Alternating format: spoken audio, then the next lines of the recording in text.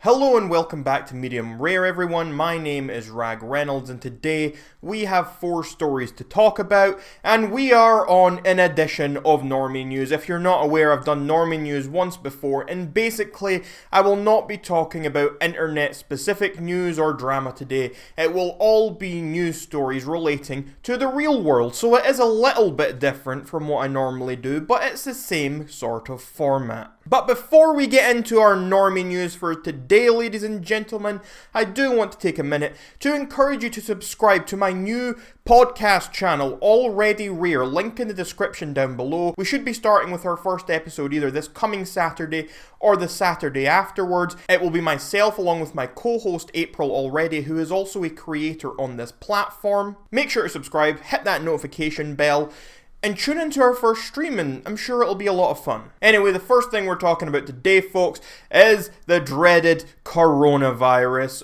Oh boy, where do we even start here? This thing has continued to grow and grow. Ever since I first talked about it, when I was tongue-in-cheek saying, we are all going to die, I am less and less saying that tongue-in-cheek now, and I don't mean to fearmonger or spread. Maybe I am just a little bit worked up about this, but I am very concerned by what I see, and I think a lot of people are doing the opposite of fear-mongering. A lot of people are really desensitizing what is going on here. Since we last spoke about this, there have been so many developments. So many more people have been infected and so many more people have died. One of the biggest events we've seen has been in Italy, with Italy becoming the country with the largest rate of infections outside of Asia. There have been reports and videos all over social media of the Italian people rushing to the stores and basically sweeping pasta off the shelves, just taking everything and stocking up and preparing for the worst. South Korea is another country that has been badly affected by the virus. In the last 24 hours, they just passed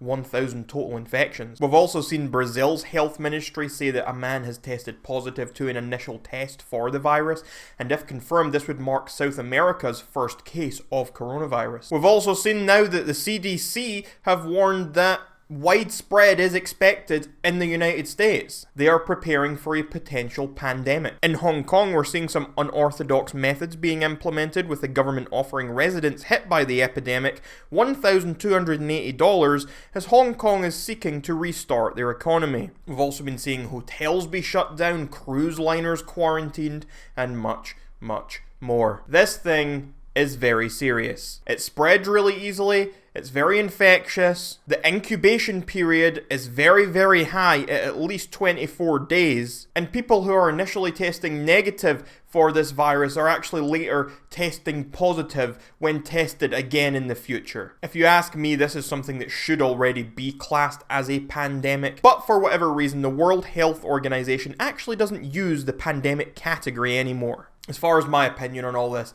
I am very concerned. I'm not convinced it's the end of the world or anything yet. I don't think we've seen enough deaths for that. But I am certainly worried about this. It really doesn't help when you see that China appears to be lying non-stop about numbers. For example, we can take this tweet from Steve Luckner on Twitter, and he said, number of new coronavirus cases today in South Korea, population 51,284.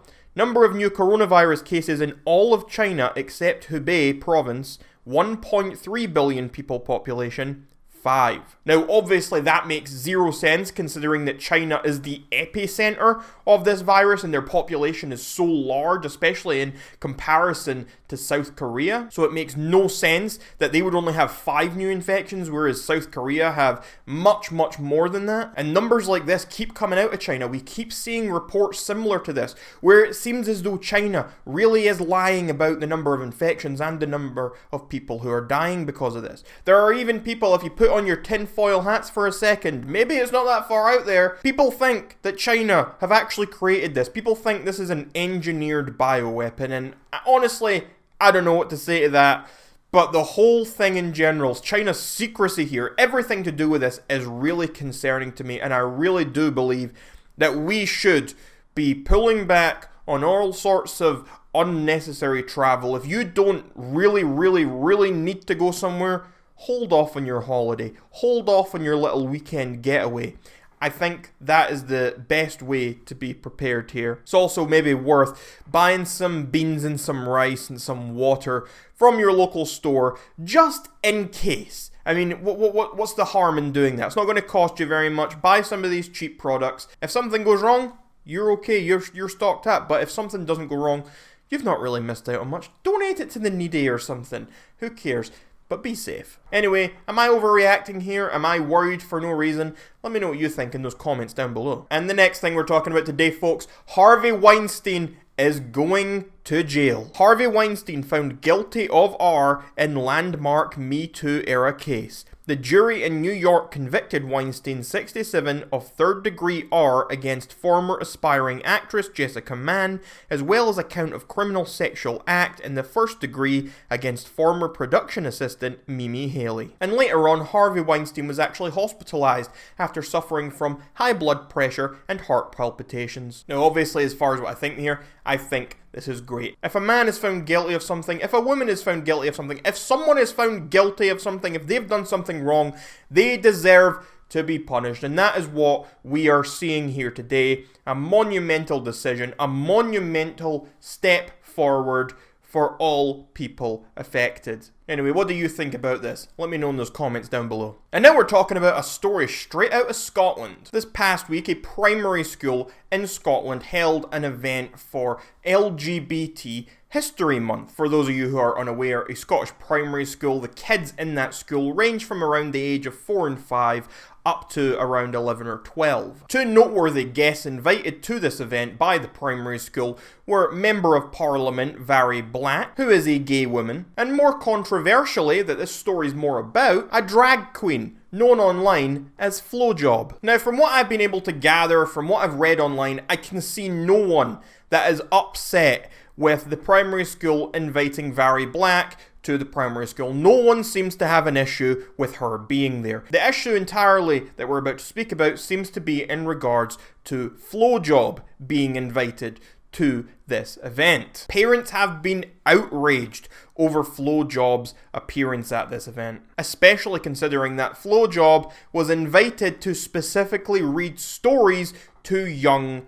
children. Matters only escalated when it was discovered that Flowjob's online social media accounts are filled with sexually explicit images, definitely not suited towards children. Let's just say that this drag queen's entire persona is very over the top and very sexual. Parents were outraged that this drag queen got an invitation to this event, and not just that, but also that the parents had no idea that it was coming up. The parents did not have to give permission for their kids to partake. Eventually we saw both the head teacher of the primary school and the primary school change their Twitter accounts to private for a little while, with the head teacher even eventually deleting her account. The local council later issued an apology to the parents of the kids who attend the school. In response to this, we did see some tweets, for example, from LGBT Youth Scotland saying we're horrified to see the abusive messages and tweets targeting Glencoat's primary school for their bold and brilliant LGBT inclusive education practices.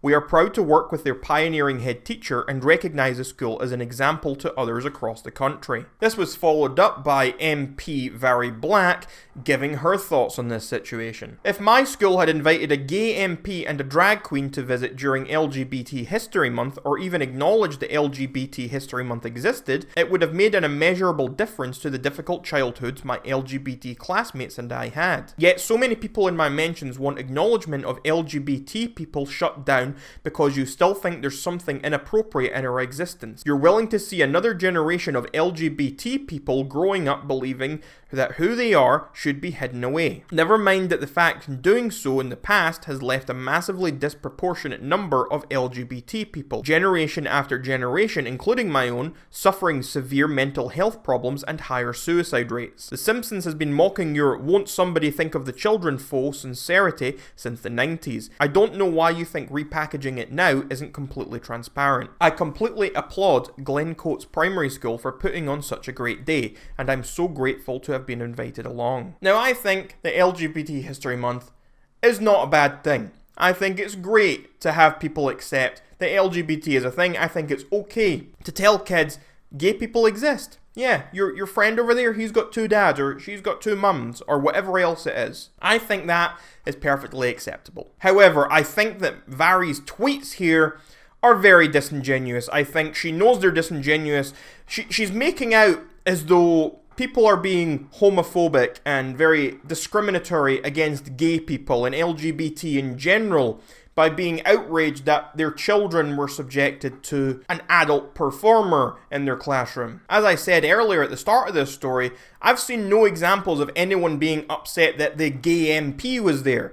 The only people I've seen upset are the people who were upset about the drag queen being there. I can 100% see the argument from people who are saying that this drag queen should not have been in their classroom, especially not without permission from the parents. I can understand why people do not like that. And I don't think that suddenly means that people want to silence LGBT people. I don't think it means that people are against LGBT. And I think Vari knows that very well. I don't think that people are attacking LGBT people here. I think people are upset because they're seeing an adult performer in their children's classroom reading them stories. That's not to say drag queens can't exist. That's not to say that's not okay for them to do their thing.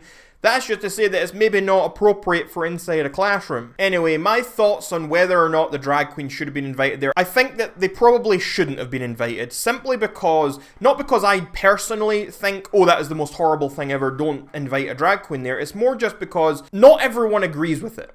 Not everyone is comfortable with their kids being involved, and why cause that unnecessary bother? People have such conflicting opinions on this issue, and I don't see what the primary school can hope to accomplish by inviting them in there. I think it's fine to invite a gay MP. That's great. That teaches young kids, oh my god, I'm gay, and yes, I could be an MP just like this woman. Or you could invite in LGBT sports players or athletes. It's just other people. I don't understand why it had to be such a extreme example in using this adult entertainer, this very sexually provocative persona in a drag queen. Anyway, let me know what you think in those comments down below. And the last thing we're talking about today, folks, you know, normally I wouldn't have saved this for last. Normally this would have been a starting story, but honestly, I love this story. This is hilarious to me. This whole thing, I'm like, how stupid are people? I really feel like I'm losing faith in humanity every time I see a story like this. Anyway, I'm just going to show you some tweets now. So this Member of Parliament, Rishi Sunak, posted this picture on his Twitter saying, quick budget prep break, making tea for the team. Nothing like a good Yorkshire brew. And you can see here he has a pack of Yorkshire Tea, which is a brand of tea in the United Kingdom. In response to this image, we had people very, very upset. Some people saying, how much are Yorkshire Tea sponsoring you by?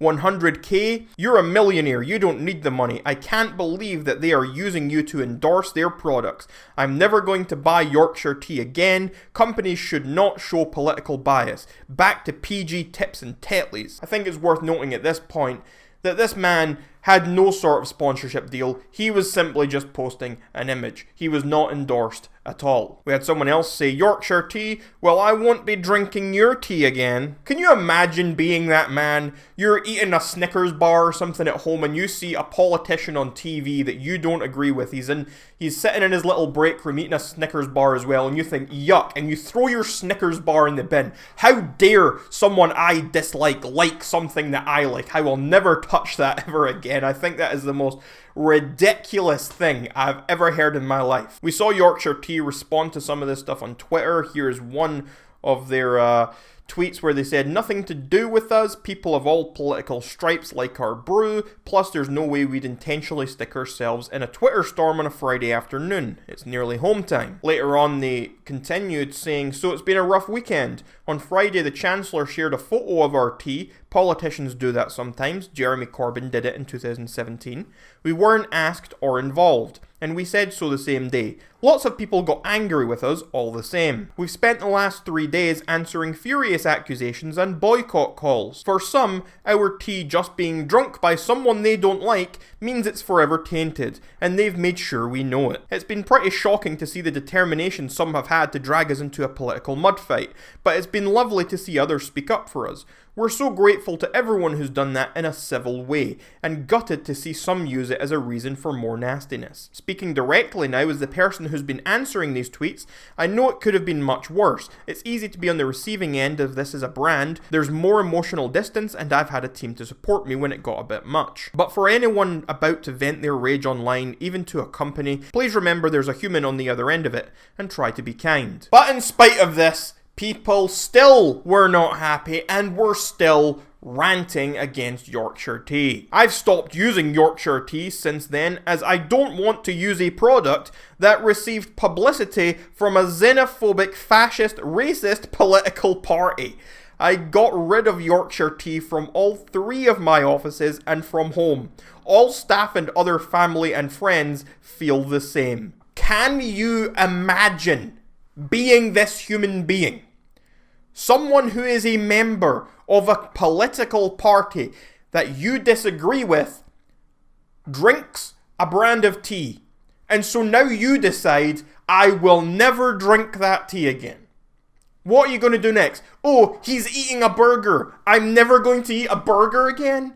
Oh, he's drinking water. I'm never going to drink water again. Never out of that tap am I drinking water. Never tap water. I'm bottled water for life now. Oh no, now he's drinking Highland Spring. Never drinking Highland Spring. Oh, Evian! No! Oh no! My God, what is wrong with human beings? We saw this woman, Sue, respond about the comment about Jeremy Corbyn drinking in 2017. And just take a moment, pause, and just read these. I'm not even going to read through them. It's a waste of my time. I'm not. Please don't read them. Anyway, in response to these angry tweets, we see Yorkshire Tea give us this beauty of a tweet. Sue, you're shouting at tea. Please do look after yourself and try to be kind to others. We're going to mute you now. The absolute mad lads at Yorkshire Tea. You have earned a follow from me. That is hilarious. Honestly, I am so done with the human race, and I'm also done with this story. Please let me know what you think about this in those comments down below. Would you boycott the tea too? You're all going to boycott me now because I said this. Oh no, my feelings, my poor feelings. And that is where I'm going to end today's video, everyone. So, as always, please be sure to let me know what you thought of any and all the stories we talked about today. And also be sure to check out my links in the description down below, such as to my new podcast channel, my Patreon if you want to support this channel, as my videos are often demonetized. Also check out my social media links as well. And until next time, everyone, my name is Rag Reynolds, and this was Medium Rare, Normie News Edition.